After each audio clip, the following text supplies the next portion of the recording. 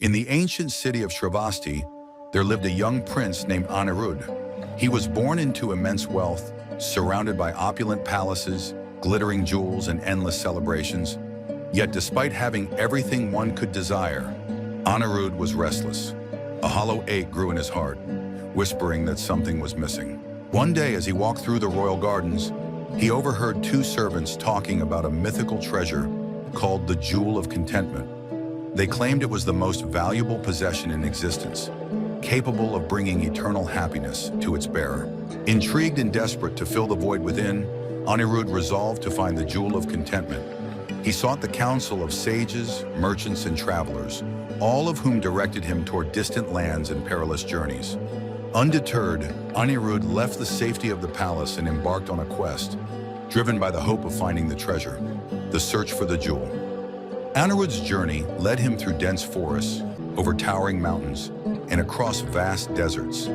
He encountered hermits meditating in caves, traders peddling rare artifacts, and kings boasting of their wealth. Yet none of them possessed the Jewel of Contentment. One day, Anirudh stumbled into a small, impoverished village. The people there had little: broken huts, frugal meals, and tattered clothes.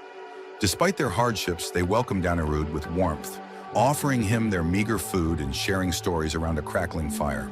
The prince, bewildered by their cheerfulness, asked the village elder, "How can you all be so content when you have so little?" The elder smiled gently. "Contentment does not come from having much, young prince. It comes from appreciating what you have. Gratitude is the true jewel that brings peace to the heart." Anirudh was skeptical. How could gratitude replace the riches he sought? He thanked the villagers and continued his journey, but their words lingered in his mind. Meeting the Buddha. Months later, weary and disheartened, Anirudh came across a serene forest monastery where the Buddha was teaching. Drawn by the monk's radiant calm, the prince approached him and shared his quest for the Jewel of Contentment. Buddha listened patiently, his eyes filled with compassion. Then he spoke, his voice as soothing as the rustle of leaves. "Tell me, Prince Anirudh, have you ever seen the moon reflected in a pond?" "Yes," replied Anirudh. "And did the moon jump into the pond, or was it always in the sky?" "It was always in the sky," the prince answered, confused. Buddha smiled. "The Jewel of Contentment is like the moon. It cannot be found by searching the world, for it is already within you. Contentment arises when you let go of craving and learn to see the beauty in what you already have." Anirudh sat in silence, the weight of Buddha's words sinking in. He realized how blind he had been, chasing external treasures while ignoring the blessings in his life. The jewel found returning to his palace, Anirudh began to change. He spent time with his family, appreciating their love and support. He walked through the gardens, marveling at the vibrant flowers he had once overlooked.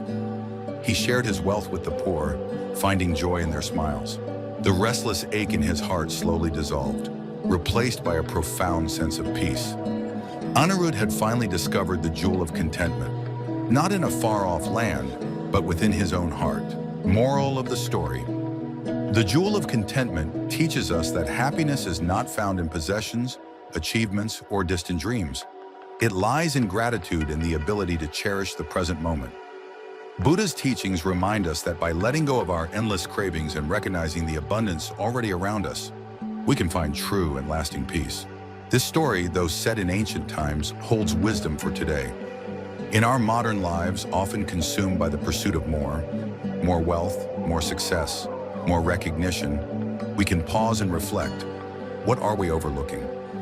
Perhaps the treasure we seek is already within reach, waiting to be seen.